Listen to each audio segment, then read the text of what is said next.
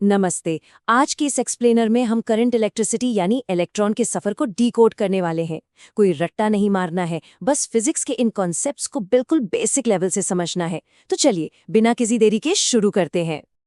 आज हम इन टॉपिक्स को कवर करेंगे। चार्ज का बहाव, रेजिस्टेंस और ओम्स लॉ, ड्रिफ्ट की माइक्रोस्कोपिक दुनिया, फिर पदार्थ की प्रकृति और रेजिस्टिविटी, उसके बाद तापमान का प्रभाव और आखिर में पूरे चैप्टर का एक क्विक समरी। हम बड़े सर्किट से शुरू करके सीधे एटम्स की गहराई में जाएंगे।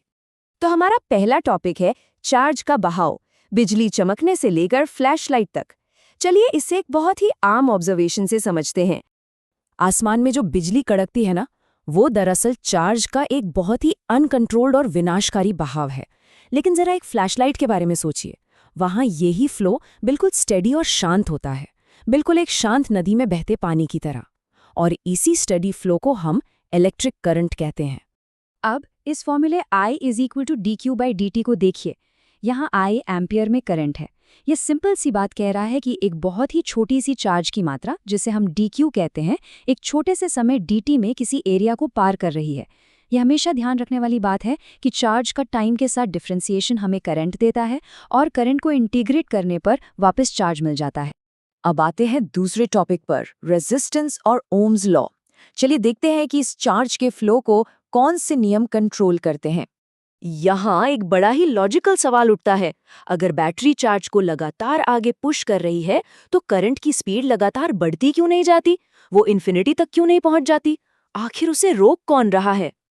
यही एंट्री होती है ओम्स लॉ यानी V=IR की। ये फॉर्मूला हमें बताता है कि R यानी रेजिस्टेंस बिल्कुल सड़क के फ्रिक्शन की तरह काम करता है। जैसे फ्रिक्शन लुढ़कती हुई गेंद को रोक देता है, वैसे ही रेजिस्टेंस करंट को रोकता है। यहाँ V वो धक्का है जो बैटरी लगा रही है और R तय करता है कि असल में कितना करंट I आगे जाएगा। और हाँ, फॉर्मूले से साफ है कि तार जितना लंबा होगा रुकावट उतनी ज्यादा होगी और तार जितना मोटा होगा रुकावट उतनी ही कम। हमारा तीसरा सेक्शन है ड्रिफ्ट की माइक्रोस्कोपिक दुनिया। अब हमें ये समझना है कि सर्किट में ये फ्रिक्शन आखिर आता कहाँ से है। इसके लिए हमें जूम इन करके एटॉमिक लेवल पर जाना होगा।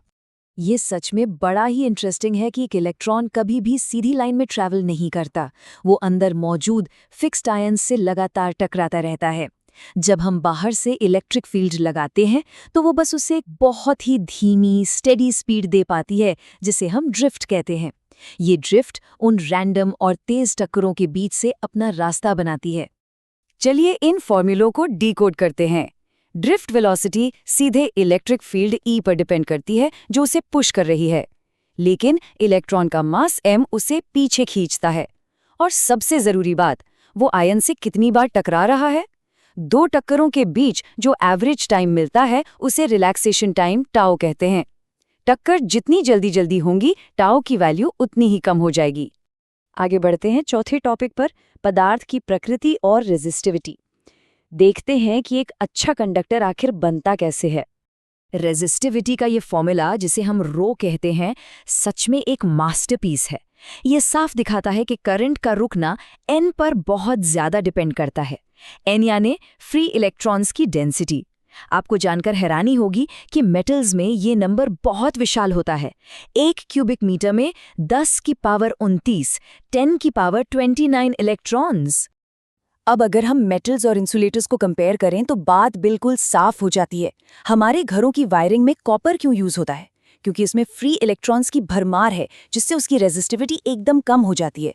वहीं दूसरी तरफ रबर या प्लास्टिक में फ्री इलेक्ट्रॉन्स ना के बराबर होते हैं, इसलिए वो एक परफेक्ट शील्ड का काम करते हैं और करंट को सुरक्षित रूप से तार के अंदर ही रखते हैं। अब आते हैं पांचवें सेक्शन पर, रेजिस्टेंस पर तापमान का प्रभाव। इन सब के बीच हमारा एनवायरनमेंट, खास तौर पर टेम्परेचर, एक बहुत बड़ा रोल प्ले करता है। इस ग्राफ को जरा ध्यान से देखिए। इसमें साफ दिख रहा है कि टेम्परेचर बढ़ने पर एक सेमीकंडक्टर की रेजिस्टिविटी कम हो रही है, और ये बिल्कुल उल्टा है उस चीज के जो नॉर्मल मेटल्स में होता है। इसे अगर सिंपल वर्ड्स में कहें तो जब हम किसी मेटल को गर्म करते हैं तो उसके एटम्स तेजी से वाइब्रेट करने लगते हैं। इससे इलेक्ट्रॉन्स के रास्ते में ज्यादा ट्रैफिक जैम लग जाता है, यानी रेजिस्टेंस बढ़ जाता है। लेकिन सेमीकंडक्टर में कहानी अलग है। वहाँ गर्मी की वजह से नए इलेक्ट्रॉन्स आज़ाद हो जाते हैं, मतलब जैसे ट्रैफिक के लिए नई लेन खुल गई हो। इसलिए वहाँ करंट का बहना और आसान हो जाता है। और अब हम पहुंच गए हैं अपने आखिरी सेक्शन पर, अध्याय का सारांश और निष्कर्ष। चलिए इस पूरे सफर को जल्दी से समअप कर लेते हैं। तो हमने क्या देखा? करंट चार्ज के बहाव का एक स्टेडी रेट है। ओम्स लॉ हमें सर्किट का फ्रिक्शन समझाता है। फिर हमने देखा कि ये रेजिस्टेंस असल में माइक्रोस्कोपिक लेवल पर होने वाली टक्करों की वजह से होता है, और रेजिस्टिविटी पूरी तरह से मटेरियल की प्रॉपर्टीज और टेम्परेचर पर डिपेंड करती है। ये सारे नियम मिलकर एक बहुत ही खूबसूरत और लॉजिकल पिक्चर बनाते हैं कि हमारी दुनिया में इलेक्ट्रिसिटी काम कैसे करती है। जाते जाते एक बहुत ही कमाल के सवाल पर सोचते हैं। अगर टेम्परेचर कम करने से मेटल्स में रेजिस्टेंस कम होता है, तो सोचिए क्या होगा जब एक सुपरकंडक्टर में इलेक्ट्रिकल फ्रिक्शन गिरकर बिल्कुल जीरो हो जाए। इससे कैसी कैसी अद्भुत टेक्नोलॉजीज बन सकती हैं, इस बारे में जरूर सोचिएगा। और हाँ, अगर फिजिक्स के इन कॉन्सेप्ट्स को ऐसे ही डीप डाइव करके समझना अच्छा लगा तो इस एक्सप्लेनर को लाइक करें और चैनल को सब्सक्राइब जरूर करें। मिलते हैं अगले सेशन में।